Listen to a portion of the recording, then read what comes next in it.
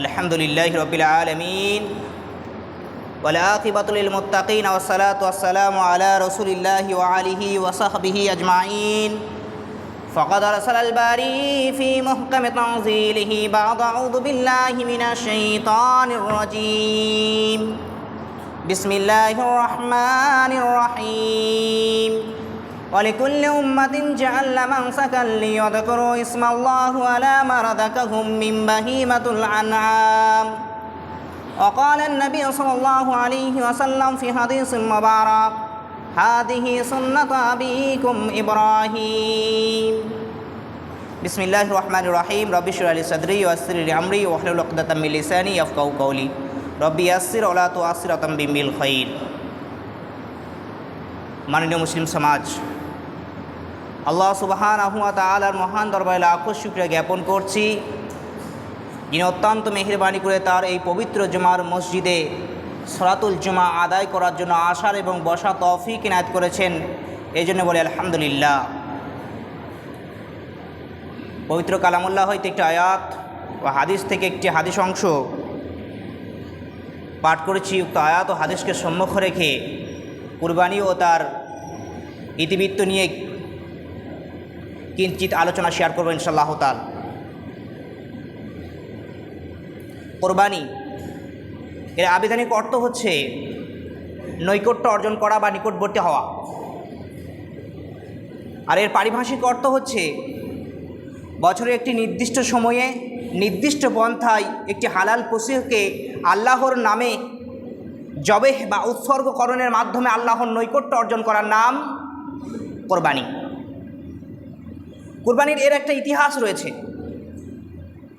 যে জাতির ইতিহাস নেই, ভিত্তি নেই, সে জাতির মেরুদণ্ড নেই। ইতিহাস জাতির গর্ব, মুসলিম জাতির এক গর্বের ইতিহাস রয়েছে। তো কোরবানির ইতিহাস হচ্ছে আল্লাহ সুবহানাহু ওয়া তাআলা প্রত্যেক জাতীয় সম্প্রদায়কে এই কুরবানির নির্দেশনা দিয়েছেন। এর মর্মে আল্লাহ সুবহানাহু ওয়া তাআলা সূরা হজের 34 নম্বর আয়াতের মধ্যে বলেন, ওয়ালিকুল্লি উম্মাতিন জাআলনা মানসাকান লিয়াযকুরু ইসমাল্লাহ আলা মা রাযাকাহুম মিন বাহিমাতুল আনআম।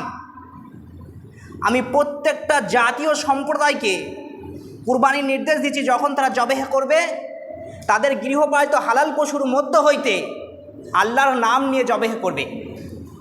আমি প্রত্যেক জাতীয় সম্প্রদায়কে কুরবানির নির্দেশনা দিয়েছি। এর মর্মে আল্লামা জামাখশারি তার তাফসীর কাশফের মধ্যে লিখছেন যে আল্লাহ সুবহানাহু ওয়া তাআলা আদম আলাইহিস সালাম থেকে বিশ্বনবী জনাব মুহাম্মদ রাসূলুল্লাহ সাল্লাল্লাহু আলাইহি ওয়াসাল্লামের পর্যন্ত সকল জাতীয় সম্প্রদায়কে কুরবানির নির্দেশনা দিয়েছেন। আজকে যদি আমরা দেখি, বিকৃত হয়ে যাওয়া ধর্ম আহলে কিতাব বা অন্যান্য ধর্মের মানুষের মধ্যে পশু বলি দেওয়া বা পশু দেবতার নামে উৎসর্গ করা, এই পন্থা রীতি চালু রয়েছে প্রায় সকল ধর্মেই। একটি মাত্র ধর্মে নেই, সেটা হচ্ছে জৈন ধর্মে।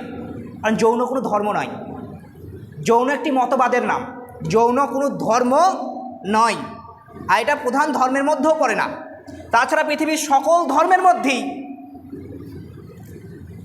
স্রষ্টার নামে পশু বলি দেওয়া বা উৎসর্গকরণের মাধ্যমে নৈকট্য অর্জন করার পন্থা রয়েছে। যেমনটা আল্লাহ সুবহানাহু ওয়া তাআলা বলছে, আমি সকল জাতীয় সম্প্রদায়কে এই নির্দেশনা দিয়েছি।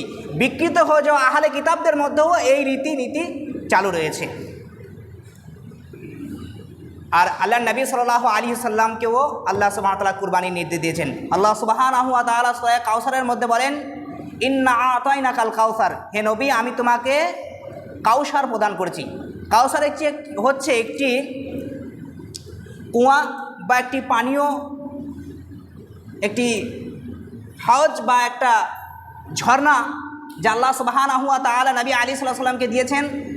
কিয়ামতের দিবসে নবী আলাইহিস সালাম এখান থেকে সকল মুমিনকে পানি পান করাবে। যে একবার এইখান থেকে পানি পান করবে আর সে অনন্তকালের জন্য আর পিপাসার্ত হবে না। আল্লাহ সুবহানাহু ওয়া তাআলা বলছে, ইন্না আতাইনাকাল কাউসার, হে নবী আমি তোমাকে কাউসার প্রদান করেছি। ফাসাল্লি, অতএব তুমি সালাত আদায় করো। ওয়ানহার, আর কুরবানি করো। প্রথম সালাত আদায় করো, পরে কুরবানি করো। আল্লাহ সুবহানাহু ওয়া তাআলা সালাতের কথা আগে বলেছেন, তারপরে কুরবানির কথা। দুর্ভাগ্যজনকভাবে আমরা সালাতের খোঁজ না নিলেও কুরবানিটা বেশ জাঁকজমকভাবে করি, কারণ এটা আমাদের আকর্ষণীয় একটা ইবাদত, যা দিয়ে আমাদের লাভবান হতে পারি, যা দিয়ে আমাদের মাংস পাওয়া যায়, খাওয়া যায়, যা দিয়ে আমরা উপকৃত হতে পারি। এই সুবিধাজনক ইবাদতটাকে আমরা বেশ আনন্দের সাথে করি, কারণ এখানে আমরা আনন্দ উপভোগ করি। এখানে আমাদের রিয়াকারী হয়ে যায়, তারপরেও আমরা এই ইবাদতকে করি, সালাতকে পরিত্যাগ করি। দুর্ভাগ্য এটা আমাদের জন্য। তারপর আল্লাহ সুবহানাহু ওয়া তাআলা বলছেন ইন্না সানিয়াকা হুয়াল আবতার। এই সূরাটা নাজিল হয়েছিল যখন কুফারে কুরাইশ নবী আলাইহিস সাল্লামের ওপরে অভিযোগ আনছিল, যখন আল্লাহ রাসূল সাল্লাল্লাহু আলাইহি সাল্লামের আবুল কাসেম ও ইব্রাহিম নামক দুই সন্তান, যখন পুত্র সন্তান যখন মারা যায়, কন্যা সন্তানের পিতা তিনি, 4 কন্যা তখন বেঁচে রয়েছে, তখন কুফারে কুরাইশ তখন ভাবলো যে মুহাম্মদ সাল্লাল্লাহু আলাইহি সাল্লাম যখন মারা যাবে, তার বংশের আর কেউ বাতি দেবার মতো থাকবে না, তিনিও শেষ হবে, তার বংশও শেষ হবে, আর তিনি বংশ নির্বংশ। এই বলে নবী আলাইহিস সাল্লামকে কটাক্ষ করা হলে, যিনি মর্মাহত হলে নবী আলাইহিস সাল্লাম, আল্লাহ সুবহানাহু ওয়া তাআলা এই সূরা নাজিল করেন। তারপর আল্লাহ সুবহানাহু ওয়া তাআলা বলছেন ইন্না সানিয়াকা হুয়াল আবতার, বরং তোমার শত্রুরাই লেজ কাটা, লিমুরাদি, ওদের নাম নিশানি ধ্বংস হয়ে যাবে। আবু জেহেল, আবুল আহাবের বংশ আর কেউ নেই, ধ্বংস হয়ে গেছে, বা তারা ইসলামে দক্ষিত হয়ে গিয়ে তার বংশ শেষ হয়ে গেছে, তাদের নাম নেবার মতো কেউ নেই। নবী আলাইহিস সাল্লামের নাম আজ পর্যন্ত, কিয়ামত পর্যন্ত এই পৃথিবীতে প্রশংসিত অবস্থায় থাকবে। তো প্রত্যেক জাতীয় সম্প্রদায়কে আল্লাহ সুবহানাহু ওয়া তাআলা কুরবানির নির্দেশ দিয়েছেন। আমরা যে কুরবানি করে থাকি, এই কুরবানি এবং অন্যান্য জাতীয় সম্প্রদায়কে যে কুরবানি দিয়েছে, প্রত্যেকের কুরবানির বিধান ছিল স্বতন্ত্র। পৃথিবীর ইতিহাসে প্রথম কুরবানি সম্পর্কে আল্লামা জামাখশারি তার তফসির কাসাফের মধ্যে লিখছে, প্রথম কুরবানির নির্দেশ দেওয়া হয় হাবিল ও কাবিলকে, আদম আলাইহিস সাল্লামের 2 সন্তান হাবিল ও কাবিলকে। আদম আলাইহিস সাল্লামের যখন পৃথিবীতে আসেন, তারপরে পৃথিবী আবাদের জন্য আল্লাহ সুবহানাহু ওয়া তাআলা যমজ সন্তান প্রদান করতেন। তার যমজ সন্তান হতো, একটি পুত্র একটি কন্যা। এমনই এক যমজে জন্মগ্রহণ করলো হাবিল ও কাবিল, হাবিল ও একলেমা। অপর এক যমজে জন্মগ্রহণ করলো কাবিল ও লিউজা, একটা কন্যা সন্তান একটি পুত্র সন্তান। তাদের সেই সময়কার বিধান ও রীতি অনুযায়ী বিবাহের বিধান ছিল এই, যে যার যমজের সাথে, টুইনের সাথে যে জন্মগ্রহণ করবে, তাকে সে বিবাহ করতে পারবে না। অপর যমজের সাথে যে জন্মগ্রহণ করবে বিবাহের বয়সে, সে অপর যমজে তার বোনকে বিবাহ করবে, তার বোনকে বিবাহ করবে, তার সাথে জন্মগ্রহণ করা বোনটাকে নয়, বরং অপর যমজ, তার পরবর্তী বা পূর্ববর্তী যে জন্মগ্রহণ করেছে যেই যমজ সন্তান, তাদের মধ্যে বিবাহ হবে। এটাই ছিল বিধি, সেই সময়কার শরিয়া, এটাই ছিল নিয়ম। আদম আলাইহিস সালাম সেই চরাচরিত নিয়ম অনুযায়ী তাদেরকে বিবাহ দিতে চাইলে কাবিল বেঁকে বসে। সে চায় তার সাথে জন্মগ্রহণ করা যমজ সন্তানের মধ্য হইতে লিউজাকে সে বিবাহ করতে। এবং এই যে এই বিধানের ক্ষেত্রে শরীয়তের সেই সময়কার বিধান, এটাই আল্লাহ সুবহানাহু ওয়া তাআলার নির্দেশ, এটাই সেই সময়কার নবী আদম আলাইহিস সালামের নির্দেশনা, কিন্তু সেই নির্দেশনা সে মানতে বাধ্য নয়। এমতো অবস্থায় আল্লাহ সুবহানাহু ওয়া তাআলা তাদেরকে কুরবানি করার জন্য নির্দেশনা দিলেন, যে তারা একটা মেসেজ পায় যে সে ভুল করছে। আল্লাহ সুবহানাহু ওয়া তাআলা তাদেরকে কুরবানি করার নির্দেশনা দিলেন। হাবিল ছিল মেষপালক, সে তার মেষের মধ্য হইতে, সে তার ভেড়ার পালের পশুপালের মধ্য হইতে একটা উৎকৃষ্ট পশু, একটা ভেড়াকে নির্বাচন করলো আল্লাহর রাহে কুরবানি দেওয়ার জন্য। পক্ষান্তরে কাবিল ছিল একজন চাষি। সে কী করলো, সে তার চাষের উৎপাদিত দ্রব্যের মধ্যে, ফসলের মধ্যে একটা ফসলকে নির্ধারণ করলো আল্লাহর রাস্তায় কুরবানি করবার জন্য। কিন্তু হাবিলের কুরবানিটা আল্লাহ সুবহানাহু ওয়া তাআলা গ্রহণ করলেন। বলা হয়ে থাকে তারা সেই উৎসর্গকৃত পশুটিকে আসমানে উঠিয়ে নেওয়া হলো। পক্ষান্তরে কাবিলের কুরবানি কবুল হলো না। আল্লাহ সুবহানাহু ওয়া তাআলা তাদের এই কুরবানির ব্যাপারে সূরা মায়েদার মধ্যে আলোচনা করছেন। আল্লাহ সুবহানাহু ওয়া তাআলা রাসূল সাল্লাল্লাহু আলাইহি সাল্লামকে বলছেন, তুমি আহলে কিতাবদেরকে জানিয়ে দাও তথা মানব জাতিকে জানিয়ে দাও, অতলু আলাইহিম নাবা ইবনাই আদম বিল হক ইদ কাররাবা কুরবানান।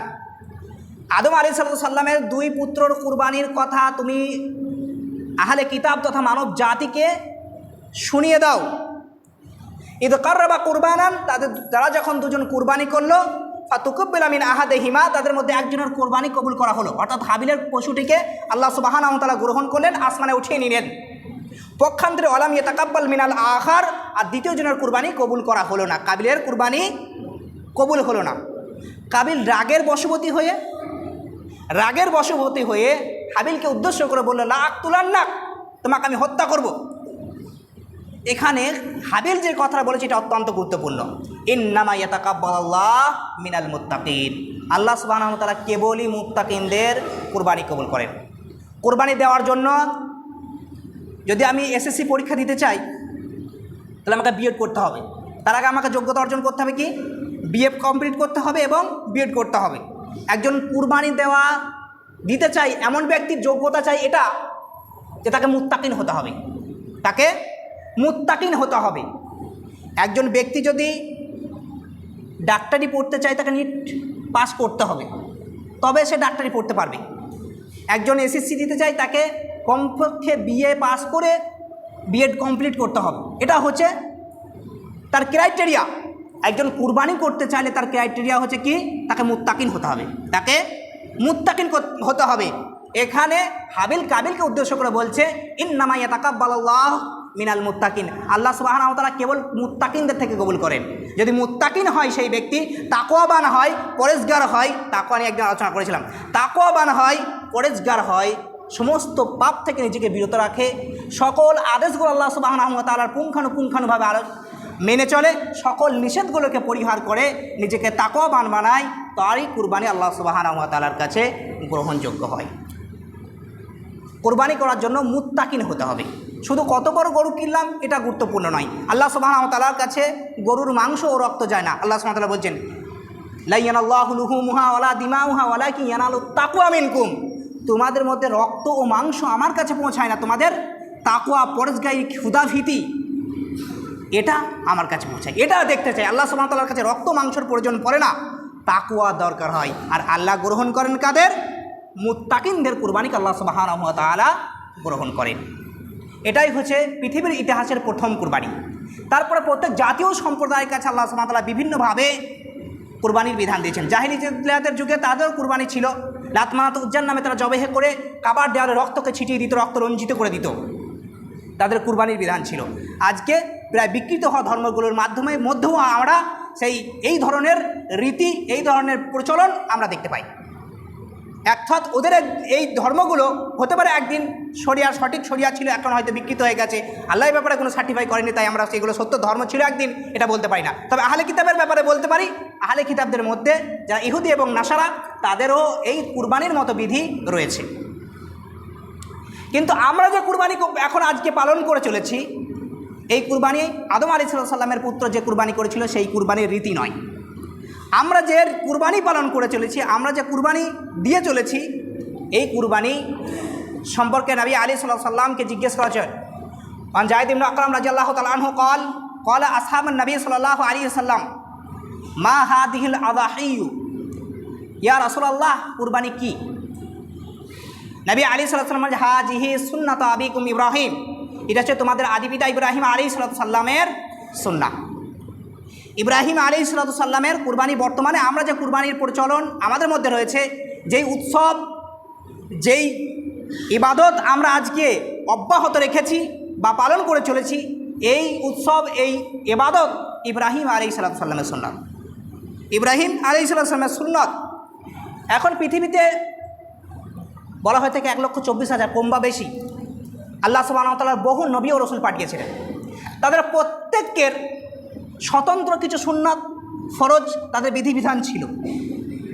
কারোর কোনো সুন্নতকে আল্লাহ সুবহানাহু ওয়া তাআলা আখরি নবী মুহাম্মদ রাসূলুল্লাহ সাল্লাল্লাহু আলাইহি ওয়াসাল্লামের উম্মতের জন্য উৎসবের দিন বা ইবাদত হিসেবে অব্যাহত রাখেননি, কিয়ামত পর্যন্ত জীবিত রাখেননি। কি এমন আছে ইব্রাহিম আলাইহিস সালামের এই সুন্নাহর মধ্যে যে আল্লাহ সুবহানাহু ওয়া তাআলা ইব্রাহিম আলাইহিস সালামের এই সুন্নাতকে বিশ্বনবী জনাব মুহাম্মদ রাসূলুল্লাহ সাল্লাল্লাহু আলাইহি ওয়াসাল্লামের উম্মতের জন্য ইবাদতের এবং উৎসবের দিন হিসেবে পরিণত করে কিয়ামত পর্যন্ত অব্যাহত রাখলেন? কি এমন আছে এই সুন্নাহর মধ্যে, কি এমন মহত্ব মর্যাদা রয়েছে যে আল্লাহ সুবহানাহু ওয়া তাআলা এই ইব্রাহিম আলাইহিস সালামের আরও সুন্নাত ছিল, এই সুন্নাতটাকে কিয়ামত পর্যন্ত অব্যাহত রেখে দিলেন। আসুন তার ইতিহাস জেনে নিই। ইব্রাহিম আলাইহিস সালাম আজ থেকে প্রায় 4000 বছর আগে ইরাকের বাবেল শহরে ব্যাবিলনীয় সভ্যতায় জন্মগ্রহণ করেছিলেন, যিনি একা সমগ্র জাতির বিরুদ্ধে তৌহিদের দাওয়াত দিয়ে গিয়েছিলেন। জীবন সাহেন্যে এসে যখন তিনি তার জাতি যখন তার এই তৌহিদের বার্তা গ্রহণ করল না, তিনি যখন জাতির কাছ থেকে মুখ ফিরিয়ে সামে চলে গেলেন, সামে গিয়ে তিনি জীবন সাহেন্য উপলব্ধি করছেন। বৃদ্ধ অবস্থায় দেখছেন যে আমি যেই তৌহিদের ওপরে আছি, আমি যে একত্ববাদের ওপরে আছি, আল্লাহর জমিনে একমাত্র একত্ববাদী হিসেবে আমি রয়েছি। আমার মরে যাওয়ার পর বা আমার অতিবাহিত হয়ে যাওয়ার পর আমার এই তৌহিদের বার্তা, আমার এই তৌহিদ মিশনের কাজকে অব্যাহত রাখার জন্য তিনি 86 বছর বয়সে নিঃসন্তান অবস্থায় আল্লাহ সুবহানাহু ওয়া তাআলার কাছে দোয়া করছেন, রব্বি হাবলি মিনাস সালিহিন, আল্লাহ আমাকে একটি নেক সন্তান প্রদান করো। আল্লাহর কাছে চাইছেন, আল্লাহ আমাকে একটি নেক সন্তান প্রদান করো। আল্লাহ সুবহানাহু ওয়া তাআলাও তাকে তার এই দোয়াকে মঞ্জুর করে একটি সন্তান দিচ্ছেন। ফাবাশশারনাহু বিগুলামিন হালিম, আমি তাকে একটি ধৈর্যধারী বুদ্ধিমান সন্তানের সুসংবাদ দিলাম। আল্লাহ সুবহানাহু ওয়া তাআলা ইসমাঈল আলাইহিস সালামকে হাজরার গর্ভে দিলেন। 86 বছর বয়সে সাহারা পেয়েছেন ইব্রাহিম আলাইহিস সালাম, কিন্তু আল্লাহ সুবহানাহু ওয়া তাআলা নবীদের মর্যাদা বাড়িয়েছেন, অধিক মর্যাদা দিয়েছেন, সকল মানুষের সাধারণ মানুষের উপর তাকে প্রাধান্য দিয়েছেন, কিন্তু তাদেরকে বহু পরীক্ষার সম্মুখীনও করেছেন। আল্লাহ সুবহানাহু ওয়া তাআলা আমাদের পৃথিবীতে এই জীবন যতটুকু জীবন দিয়েছে, এই জীবনটা আমাদের জন্য পরীক্ষা। তো ইব্রাহিম আলাইহিস সালামকে আল্লাহ সুবহানাহু ওয়া তাআলা পরীক্ষা করতে চাইলেন, আমি যে সন্তান তাকে প্রদান করেছি সে সন্তান পেয়ে খুশি হয় না সে আমার তুষ্টিতে তার সন্তানকে উৎসর্গ করতে সে দ্বিধাবোধ করবে কি না করবে, এই মর্মে আল্লাহ সুবহানাহু ওয়া তাআলা তাকে পরীক্ষা করতে চাইলেন। ইব্রাহিম আলাইহিস সালামকে আল্লাহ সুবহানাহু ওয়া তাআলা পরীক্ষা করতে চাইলেন। ফালাম্মা বালাগাহুস সায়া, যখন সন্তান সাথে চলাফেরার বয়স উপনীত হলো, ফালাম্মা বালাগাহুস সায়া, যখন সাথে চলাফেরার বয়স উপনীত হলো, মোটামুটি 5-6 বছর বয়সে যখন ইসমাঈল আলাইহিস সালাম বয়স উপনীত হলো, তখন আল্লাহ সুবহানাহু ওয়া তাআলা তাকে নির্দেশনা দিচ্ছেন, স্বপ্নের মধ্যে দেখাচ্ছেন যে তুমি তোমার পুত্রকে আল্লাহর জন্য কুরবানি করছো। নবীদের স্বপ্ন ওহী, নবীদের স্বপ্ন ওহী। তাই তার এই ওহী, এই প্রত্যাদেশ পেয়ে তিনি তার পুত্রকে বলছেন, ক্বালা ইন্নী আরা ফিল মানামি আন্নী আযবাহুকা ফানজুর মাযা তারা, হে বৎস, ইয়া বুনাইয়া ইন্নী আরা ফিল মানামি আন্নী আযবাহুকা ফানজুর মাযা তারা, আমি তোমাকে স্বপ্নে যুগে দেখলাম, আমি তোমাকে আল্লাহর জন্য জবাহ করছি, আল্লাহর রাস্তে উৎসর্গ করছি, তোমার কি মতামত? ফানজুর মাযা তারা, তোমার অভিমত কি এই মর্মে যে আমি আল্লাহর রাহে তোমাকে কুরবানি করছি? যেমন বাপ আদর্শ, পিতার আদর্শ সন্তান ইসমাঈল আলাইহিস সালাম বলছেন, ক্বালা ইয়া আবাতি ফাআল মা তু'মারু সাতাজিদুনি ইনশাআল্লাহু মিনাস সাবিরিন, সূরা সাফাত। ইসমাঈল আলাইহিস সালাম বলছেন, ইয়া আবাতি, হে আমার পিতা, তোমাকে যা নির্দেশনা দেওয়া হয়েছে তুমি তা বাস্তবায়ন করো। সাতাজিদুনি ইনশাআল্লাহু মিনাস সাবিরিন, আমি ধৈর্য ধারণ করব, তুমি অচিরেই তুমি আমাকে ধৈর্যধারীদের অন্তর্ভুক্ত পাবে। আমি ধৈর্য ধারণ করব, তোমাকে যে নির্দেশনা দেওয়া হয়েছে তুমি তা বাস্তবায়ন করো, তুমি আমাকে ধৈর্যধারী অবস্থায় পাবে। পিতা ও পুত্রের এই সংলাপ, পিতা ও পুত্রের এই ঐক্যমত হওয়ার পর ইব্রাহিম আলাইহিস সালাম ও ইসমাঈল আলাইহিস সালাম দুজন কুরবানি করার ব্যাপারে একমত হলেন এবং ইসমাঈলের মা হাজরা আলাইহিস সালামকে ইব্রাহিম আলাইহিস সালাম বললেন যে আমরা এক দাওয়াত আছে, ছেলেকে সাজিয়ে দাও। হাজরা ভাবলেন যে হয়তো কোনো দাওয়াত আছে, তাই ছেলেকে সাজিয়ে দিলেন, পিতার সাথে ছেড়ে দিতে কোনো দ্বিধাবোধ না করে ছেড়ে দিলেন। পিতা ও পুত্র মিনা ময়দানের উদ্দেশ্যে রওনা করলেন সেখানে কুরবানি দেওয়ার জন্য। প্রতিমধ্যে শয়তান হচ্ছে মানব জাতির প্রকাশ্য শত্রু। ইন্না শাইতানা লিল ইনসানি আদুউম মুবিন, শয়তান হচ্ছে মানব জাতিকে কিভাবে অকৃতকার্য করবে, কিভাবে আল্লাহ সুবহানাহু ওয়া তাআলার বিমুখী করবে, কীভাবে মানুষকে পদভ্রষ্ট গুমরাহ করবে, এই চক্রান্তের প্রত্যেকটা মুহূর্ত সে কাটায়। তাই ইব্রাহিম আলাইহিস সালাম ও ইসমাঈলকে শয়তান চাইল ধোঁকা দিতে। তাই সে ইসমাঈলের কাছে গেল, ছোট মানুষ, একে বোঝানো যাবে যে তোমার পিতা কোথায় নিয়ে যাচ্ছে জানো, তার খোদা নাকি তাকে, তোমাকে জবাই করার নির্দেশ দিয়েছে, এই নৃশংস হত্যা করতে নির্দেশ দিয়েছে, তুমি কি এখানে যেতে চাচ্ছ? চলে এসো, তোমাকে মেরে ফেলবে। ইসমাইল আলাইহিস সালামও তাকে অশোয়াশা দিতে চাইলো, কিন্তু পারল না। তিনি বললেন, আমার পিতা যা করতে চান, আল্লাহ সুবহানাহু ওয়া তাআলা যা নির্দেশ দিয়েছেন তাতে আমি সন্তুষ্ট। তার কাছে কোনো রকমভাবেই জায়গা করতে পারলো না শয়তান। হাজেরার কাছে আসলো, তোমার পুত্রটা কোথায় নিয়ে যাচ্ছে? তোমার সে নাকি নবী, তার আল্লাহ নাকি বলেছে তোমার ছেলেকে কুরবানি দিতে। হাজেরাও শয়তানকে নিরাশ করলো, শয়তান কাছে কোনো রকম জায়গা করতে পারলো না। ইব্রাহিম আলাইহিস সালামের কাছে গেল, ইব্রাহিম আলাইহিস সালাম থেকে নানানভাবে পিড়াপিড়ি করতে থাকলো শয়তান। এমতো অবস্থায় জামরায় যখন অবস্থান করছে তখন শয়তান খুব পিড়াপিড়ি করছে। ইব্রাহিম আলাইহিস সালাম 7টা কাঁকড় বা পাথর নিয়ে শয়তানকে নিক্ষেপ করে, শয়তানকে বিতাড়িত করে। আজও লক্ষ্য হাজি ইব্রাহিম আলাইহিস সালামের সেই সন্ন্যাকে, ইব্রাহিম আলাইহিস সালামের সেই পন্থাকে আজও কিয়ামত পর্যন্ত অব্যাহত রেখেছে। জামরায় কাঁকড় মেরে হাজিরা শয়তানকে পাথর মারে, শয়তানকে বিতাড়িত করে।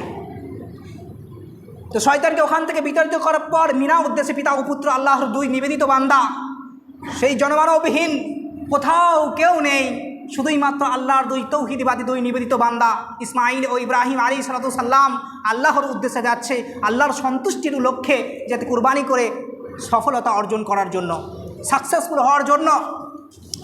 তো যখন তারা মিনা ময়দানে পৌঁছে গেল, পিতা ও পুত্রর সংলাপের এক পর্যায়ে তারা যখন জবেহের জন্য বা আল্লাহর নামে উৎসর্গের নামে জবেহ করার জন্য যখন তারা জবেহ করতে চাইল, ফালাম্মা আসলামা ওয়া তাওয়াল্লাহু লিল জাবিন, যখন তারা জবেহের জন্য আল্লাহর ছুরি চালালো, রেডি হয়ে গেল কুরবানি করার জন্য, ওয়ানাদাইনাহু আইয়া ইব্রাহিম, পৃথিবীর কোনো শক্তি পিতা ও পুত্রের এই কর্মকে দেখে নাই, পৃথিবীর কোনো শক্তি পিতা ও পুত্রের এই কর্মকে দেখে নাই।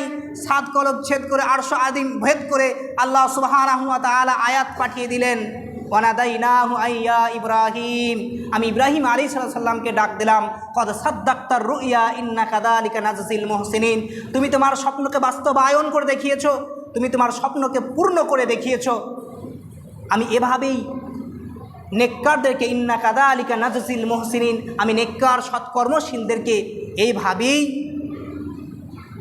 বদলা দিয়ে থাকি, তাদেরকে সওয়াব দিয়ে থাকি।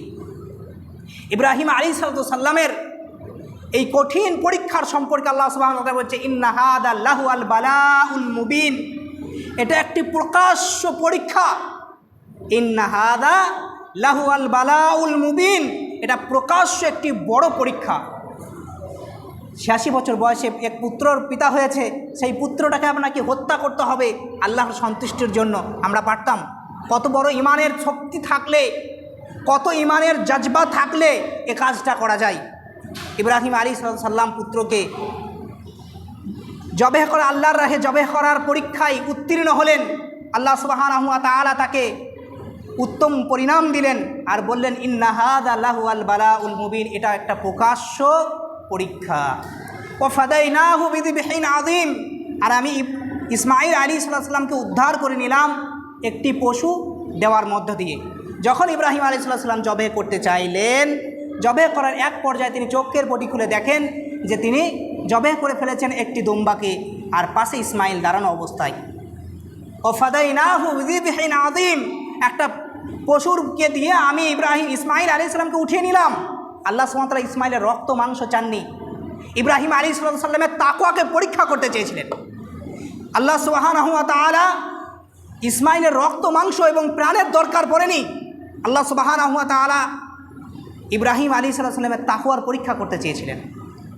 ওয়া তারাকনা আলাইহি ফিল আখিরিন, আর তার এই উত্তীর্ণ হওয়া, তার এই সফলতা, তার এই পন্থা, তার এই সুন্নাত, তার এই কর্মকে আমি কিয়ামত পর্যন্ত অব্যাহত রেখে দিলাম। ওয়া তারাকনা আলাইহি ফিল আখিরিন, পরবর্তী সম্প্রদায়ের জন্য আমি এই সুন্নাকে, এই পন্থাকে আর এই কার্যবলীকে আমি কিয়ামত পর্যন্ত অব্যাহত রেখে দিলাম। আল্লাহ সুবহানাহু ওয়া তাআলা কিয়ামত পর্যন্ত এইটা রেখে দিলেন। সালামুন আলা ইব্রাহিম, ইব্রাহিমের উপরে সালাম বর্ষিত হোক। ইন্না কাযালিকা নাজজিল মুহসিনিন, এভাবেই আমি কর্মশীলদেরকে উত্তম পরিণাম দিয়ে থাকি। আল্লাহ সুবহানাহু ওয়া তাআলা আমাদের জীবনে যত বাধা বিপত্তি আছে, আমরা নবী বা রসুল না, তাই আমাদের কাছে এভাবে পূর্ব নির্ধারিত হয়ে বা বার্তা হিসেবে আমাদের কাছে পরীক্ষাগুলো আসে না। পরীক্ষা আমাদের জীবনেও আসে, পরীক্ষা আমাদের জীবনেও আসে।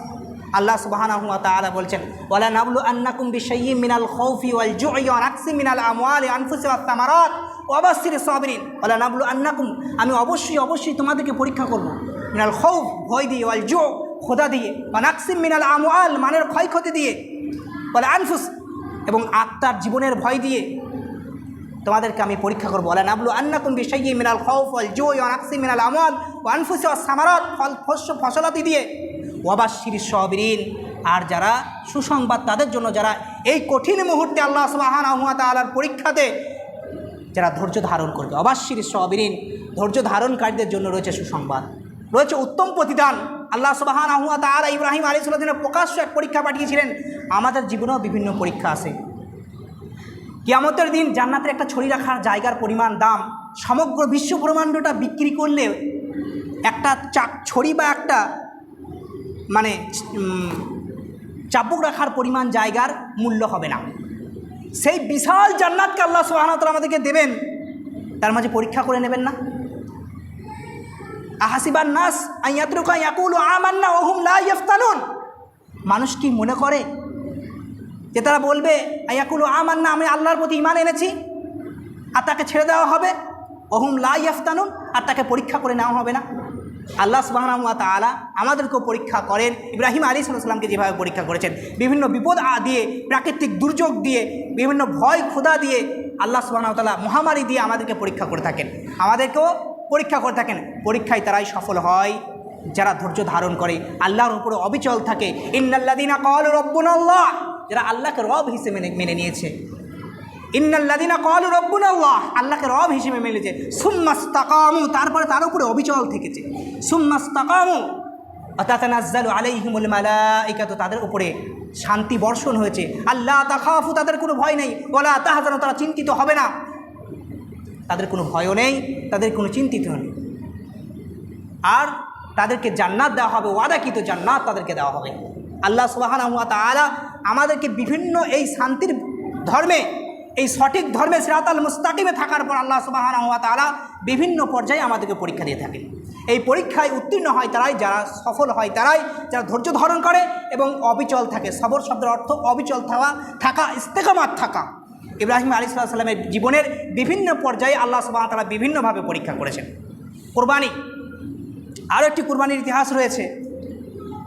আল্লাহ রাসূল সাল্লাল্লাহু আলাইহি সাল্লামের পিতা আব্দুল্লাহকে কুরবানি দেওয়ার মানত করেছিলেন তার পিতা মুতাল্লিব একবার মানত করেন, যদি আমার 10টা পুত্র সন্তান হয়।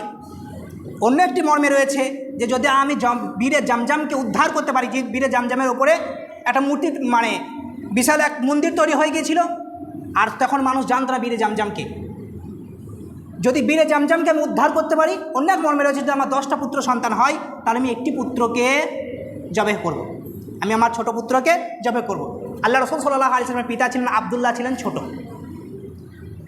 বা কুরবানি করবো আল্লাহর রাহে। তো আল্লাহ রাসূল সাল্লাল্লাহু আলাইহি ওয়াসাল্লামের পিতা আব্দুল্লাহ ছিলেন ছোট।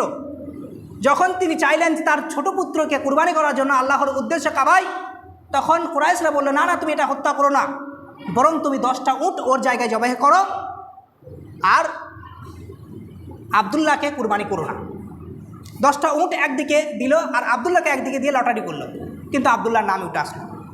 তারপরে 20টা উট করে দিয়ে লেখে একদিকে দিল আর আব্দুল্লাহর নাম করে লটারি করলো, আবারও আব্দুল্লাহর নাম উঠে আসলো। এভাবে 10 বার করে 100টা উট দিল আর আব্দুল্লাহর নাম দিল, তখন উটের নাম এলো। 100টা উট আব্দুল্লাহকে জবেহ না করে, আল্লাহর রাহে কুরবানি না করে 100টা উটকে জবেহ বা কুরবানি করতে হয়েছে। এটা হচ্ছে কুরবানি। এটাও একটা জাহিলি যুগে কুরবানির পন্থা। নবী আলাইহিস সালাম এই ঘটনাকে, এখান থেকে একটি শিক্ষা নিচ্ছে। ইসলামের সেই নীতি এখনও পর্যন্ত অব্যাহত আছে। একটি মানুষের জীবন, কেউ যদি কাউকে হত্যা করে, কেউ যদি কাউকে অবৈধভাবে হত্যা করে, আর সে যদি ফিদিয়া নিতে চায়, জরিমানা নিতে চায়, তাহলে 100 উট নিতে হবে। এর থেকে বেশি করা যাবে না, এর থেকে বেশি করা যাবে না। একটা পর্যায়ে ক্ষমা করতে পারে, আর যদি সে ফিদিয়া নিতে চায় তাহলে 100 উট নিতে পারে। এই হচ্ছে কুরবানির মোটামুটি একটি ইতিহাস। আল্লাহ সুবহানাহু ওয়া তাআলা উক্ত বিষয়গুলো বোঝার এবং এর প্রতি আমল করা তৌফিক দান করুক। আমিন। ওয়া আখিরু দাওয়ানা আলহামদুলিল্লাহি রাব্বিল আলামিন। আল্লাহুম্মা সাল্লি আলা মুহাম্মাদি ওয়া আলা আলি মুহাম্মাদ কামা সাল্লাইতা আলা ইব্রাহিম ওয়া আলা আলি